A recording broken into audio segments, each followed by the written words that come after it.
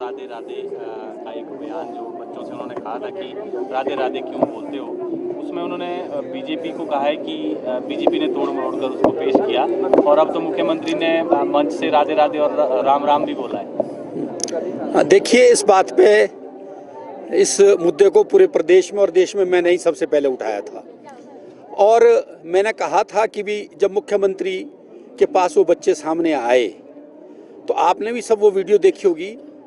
बच्चों ने पहले माननीय मुख्यमंत्री जी के पांव छुए। होना तो ये चाहिए था कि पांव छूने के बाद उन बच्चों के सिर पे हाथ रख के उनको आशीर्वाद देते और उन्होंने कहा कि बच्चे, आप राधे राधे क्यों बोल रहे हो, आप नमस्ते क्यों नहीं बोल रहे हो।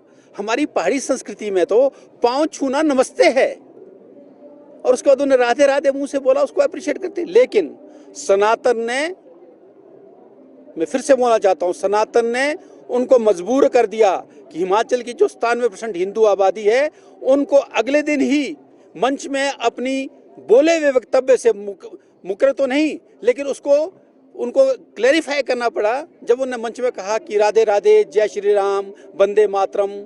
तो वो ये प्रमाणित करता है कि सनातन की जीत हुई है और उनकी सोच की हार हुई है। लेकिन मेन मुद्दा उसके पीछे मेरा मानना ये है कि जो उनकी हाईकमान है, जिनकी सोच सनातन के विरोध में है, उस हाईकमान को खुश करने के लिए शायद उन्होंने ये बयान दिया। एक धारा 118 में संशोधन की यहाँ पर सरकार बात कर रही है, किस तरह से देख रहे हैं आप इसको? हिमाचल के हित इसमें सुरक्षित हो पाएंगे अगर संशोधन होता है, क्योंकि हिमाचल के हितों के लिए ये एक्ट बनाया गया था। देखिए, दो बातें बड़ी स्पष्ट हैं। डॉक्टर परमार जी ने हिमाचल का निर्माण किया और निर्माण करने के बाद उनको चिंता थी कि पहाड़ी प्रदेश में हम सब लोग गरीब हैं, जिसमें हम सब लोग आते हैं, आप पत्रकार मित्र भी आते हैं, हम भी आते हैं। उस जमाने में तो एप्पल की इकोनॉमी भी पूरे प्रदेश में नहीं थी, फाइनेंशियली हम बहुत अमीर नहीं थे। इसलिए उनको लगता था कि बाहर के लोग यहाँ आएंगे, पंजाब के आएंगे, हरियाणा के आएंगे, जो संपन्न हैं हमारे मुकाबले में, जो पंजाब, हिमाचल जो पंजाब से अलग भी हुआ, वो यहाँ आके ज़मीन खरीदेंगे और यहाँ के लोगों पे वो राज करेंगे और यहाँ के लोगों को वो उनकी नौकरी करनी पड़ेगी। और आप एक बात और देखिए, टी.एस. नेगी जी थे, हमारे स्पीकर रहे हैं।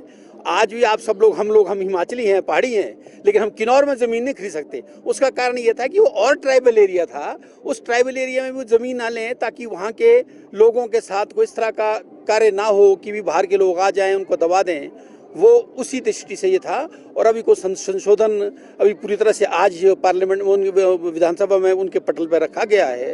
अब उसके बाद क्या निकल आता है, कैसा आता है, हमारी पार्टी ने तो स्टैंड लिया है कि भी जो नॉन जेन्युइन विषय होगा उसको अपोज करेंगे। जेपी नड्डा जी का शिमला कार्यक्रम बन रहा है, पार्टी कार्यालय आपका शिलान्यास होना है, कोई शेड्यूल हुआ है जारी, आपको जानकारी? हाँ, माननीय हमारे राष्ट्रीय अध्यक्ष जो हिमाचल की शान है और इस छोटे से प्रदेश में, इसके बाद उन्होंने एक रिकॉर्ड बनाया है कि सबसे लंबे राष्ट्रीय अध्यक्ष अगर बने तो आदरणीय श्री जेपी नड्डा जी बने।